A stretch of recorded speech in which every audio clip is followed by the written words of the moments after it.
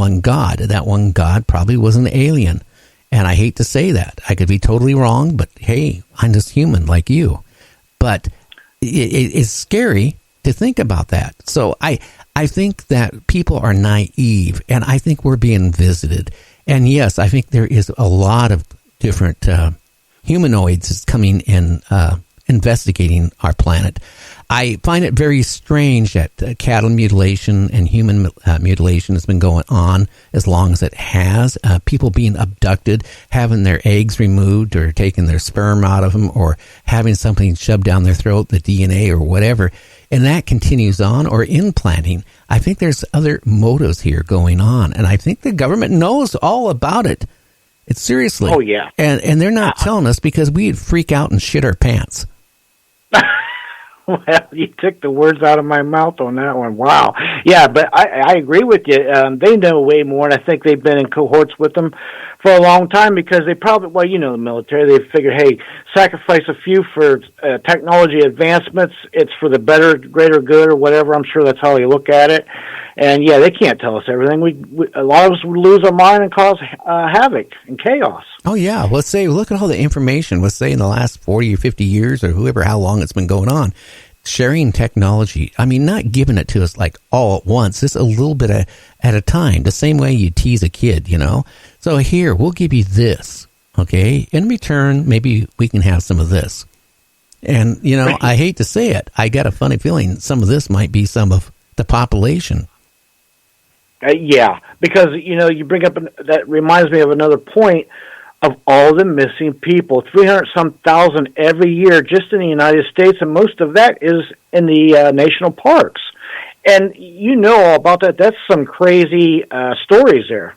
Well, there's not the national parks. It's like the lady that goes out to the grocery store, and they find her car, but they don't find the lady again, okay? Well, we'll chalk it up to a serial killer, right? But there's a lot of people that go on road trips that just never show up. It's like they just vanished. And it's too many of them. I mean, unless we got literally tens and tens of thousands of serial killers going out and the FBI can't find the bodies, something is going on because these people aren't being found. Well, I know it's not serial killers because I did a little bit of study on that. At any given time, there's roughly an average of 50 active serial killers in the United States. Now, the average serial killer is probably going to kill, I don't know, say 5 to 7 a year. You take that times 50, you're not even scratching the surface of 300,000 people. I know. And I can't see 300,000 people, and that isn't a year's time. The 300,000 was reported missing in the United States. You know, that covers everywhere. But in the national forest system, it was around 300,000 people over, I think, like a 10 or 12-year period, which is still outrageously crazy because, I mean, I could see a hunter going out there, right? And, killing dead over a heart attack or getting shot by another hunter. And it wouldn't take long, especially in the woods, for your body to start decomposing. And then other little critters, oh, hey, there's meat, and drag off your arm, leg, head, and then your body's scattered. And, hey, that's the end of it.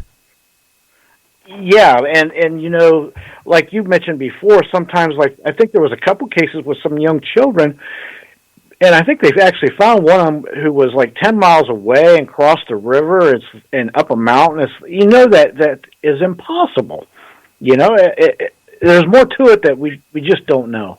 Oh, yeah, that was the case where they went out camping. The husband and wife were out there. He was putting the tent up. The 5-year-old was like within 25, 30 feet away from him. He was keeping an eye on him, and he just took his eye off for a minute doing something, turns around, he's gone. And they were by a creek that, the Forest Service went out and did a massive, hunt to try to trace him down. And, there was this little 5-year-old would have had to cross some raging rivers, creeks. And then how would he be able to climb up a side of a mountain? And then they found the bones. It's a weird thing because the clothes were like there, nicely folded. And then here's the bones of the child over here. It's like somebody decided, well, hey, I'm going to go ahead and munch on this. Right. And, another crazy place is Shasta Mountain.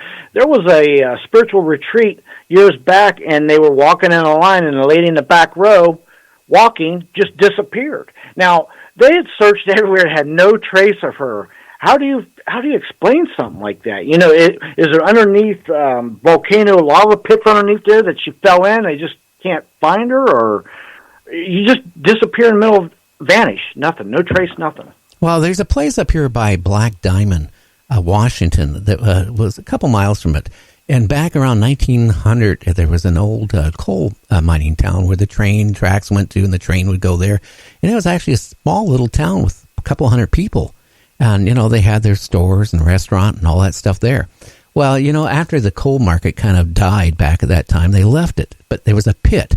It went 800 feet down. They even left this pit. Was about 15 feet opening that people could have just walked and fell into. It wasn't up to about 15 years ago that they actually put metal grating, railroad tracks over it, and grating metal fencing for people who wouldn't fall in. But there's a whole bunch of mine shafts in that area because it was a big mine. Just think of people walking out in the woods and they fall in a shaft. There's no trace of the shaft because the documents are virtually non-existent. But not just talking to there. I'm using that as in general. So when you go out places, you don't know. You could take a step and boom, you're gone. You fall into something. Well, in another case, there was I think 3 people. They were camping, hiking, and the next morning the guy got up out of the tent and they watched him. He was walking up, you know, a little bit up the mountain, and then you know they looked away and they looked back and he wasn't there no more. They are still. That was years ago. No trace, no nothing. Just disappeared as if he walked into a portal or something zapped him away or whatever. Well, there could be portals. You know, look at they talk about the triangle off of Florida, but do they exist? Yeah, I don't really know. I'd tell you one thing: I certainly wouldn't want to walk through an area I'm not familiar with. Yeah, and you know, speaking of the triangle in Florida, I've actually been out in that many times. One time we went out there fishing. It was sunny, and I'm not kidding you, calm seas. We're out there off West Palm Beach, out in the triangle, about 50 miles out. And I mean, out of nowhere, Gary, come black clouds, 12-foot waves. And I'm going to tell you something. When you're on a 12-foot wave, it's like the boat goes way up, and then the bottom drops out, and you slam down, and then you see nothing but water 12 foot above you. It's just freaky, and it come out of nowhere. I bet you were really scared. But like this, I had to use fishing line to tie my hat to my belt loop and put a rope around me to keep them going overboard. Well, I tell you, look how many people probably vanished in storms like that. Yeah, it wouldn't take much to sink a boat. I thought we was going to sink for sure a few times, but, you know, thank God we survived it. So what size of boat was it again? It was about a 60-foot boat. Well, it wasn't a small one. No, 60. Yeah, I've had some 45s and 50-footers, so I know 60-foot's a good size. But, I mean, when you start getting seas that high, I mean, it doesn't take much, you know, for something to happen. Right, and I'm telling you, out of nowhere, just like bam. Now, this was back in the early 80s. We didn't have the technology we do today where you can have a lot more heads-up warning than we did then, but even still, it was just bizarre. Yeah, it just makes you wonder about our planet. Every day they keep finding new critters that they thought never existed. I don't know. I'm just kind of worried right now, the way things are going. I mean, it's just like we don't have our priorities in order in this world. It's strange. I mean, you know, we should be spending a lot of money on working a defense of getting hit by an asteroid. More money spent for we can actually monitor them, because lately, have you seen in the news almost every other day or once a week, there's an asteroid that's coming by Earth that they never thought, you know, or knew about. And they're talking about one that it's going to come by in a year. It's going to come, well, like 1,900 miles away from Earth.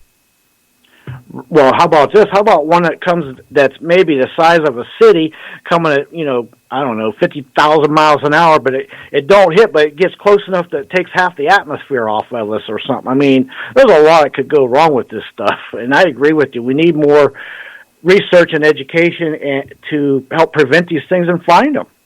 Well, maybe not to prevent them, but at least give warning. They should be warnings because, you know, I'm sure they know where the asteroid is going to hit, or if it possibly would hit, or, you know, what cities it's going to skim, you know, the Earth by, you know, for they can maybe move the population or give warning. I don't know. But it seems like, I hate to say it, building a fence is more important than working on our grid system, working on a system for, you know, for research on asteroids, you know, coming close to Earth. we need to spend money where it should be put, and that's keeping the people living on our planet. Absolutely. And I got to tell you, that grid system, people don't realize it. I think it was in the 1870s. We had serious sun flares that if it was today, we would be out of no electronics, no internet, no nothing for probably 2-3 years. Oh, yeah. It's something I want to change the subject on, too, because we're just got a few minutes left. I used to talk about the trade issue with China, how it's going to affect our country. And we have a leader here who has not been honest with us, the population. I know I'm going to get a lot of people mad at me. But up to now, the big corporations have had to pay the tariffs. Okay, not us. Now, if the president does this next thing of adding more tariffs on Chinese goods coming in, they said now it's going to affect the average person between $700 and $1,000. The average person. That is a big bite out of our economy. It's going to hurt our economy like you wouldn't believe. $700 to $1,000. A lot of people are just living paycheck to paycheck. And a lot of people barely survived this last tax season because, hey, I'm getting this extra money. Didn't realize they would have to pay any difference tax time. And then, they're talking about doing another tax cut, but more for the wealthy people because they spend the money. Come on. We need to stop playing these games. It's just escalating, and it's getting scary. It is getting scary, and money can crush people. A few taxes here, raised there, and you're right. Some people live paycheck to paycheck. It doesn't take much one way or the other to put you homeless. Well, how about somebody who's living on a disability of $850 a month, for example, and now that and they're barely making it by. I mean, they're buying day-old bread. They're buying meat that's on the pull date. They're, making, they don't eat like a lot of people eat. They have to make their money, go because they got huge power bills, the phone bill, all this other expenses, medical bills, especially when you get older. And then, all of a sudden, if the tariffs happen and they add this X round of tariffs on, and it's going to hit us, they said, right around or after Christmas time. Hopefully it's not before Christmas time. But all of a sudden, that means when you go to the store and buy something you want, it's going to cost you more. So during the course of the year, if it costs you $700 more or $1,000 more a year, and you're, for example, only making $850 a month on disability, oh, come on, you can't skim anymore. You can only eat cream of wheat how many days a week? Yeah, and then what happens? By eating that kinds of food for the totality of it, it's bad for your health. So that starts beating you down physically. Oh, yeah. A lot of scary things, isn't there, James, when you really think about it going on? Yeah, and tonight when I'm having nightmares, I'm going to call you and wake you up. No, you won't, because I'll turn my phone off and you won't be able to call. Hey, I'll trick you. I think it's a Facebook message. Yeah, I noticed Karen Banks is back on. But I was going to say, here coming up, and hopefully I can get a hold of him. I tried calling him before the show. Otherwise, I'm probably only going to have an hour show tonight, which I'm scheduled for 3 hours. I have the lead singer from Metatron Power And Light on.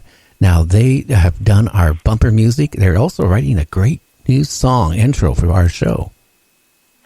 Yeah, that song is catchy. I like your song there, the intro song or bumper music there. Oh, yeah. And yeah, I was shocked when I found out how old they were, too. I mean, and they're just plugging away. Right. Yeah. And I thought I was old. And here's people even older than me creating beautiful music like that. Age is just a number. If you can still do it, why not? Oh, yeah. Okay. Well, I guess you're right on that. How about if you can't do it? Then what do you do? Fake it till you make it. I don't know. Or you make it till you can fake it. One of the two, huh? You're right. Well, our time is up here, James. I just want to say thank you coming on for the first hour. Yeah, thank you for having me. It was always a pleasure. Okay, and I'm going to play a little bit more music in stations. All 17 of them go on their breaks here. And when we come back, hopefully we have Tom Davis on from Metatron Power And Light. I'll let you listen to some of their music, and we'll be back in 3.5 minutes on Night Dreams Talk Radio After Dark with me, Gary.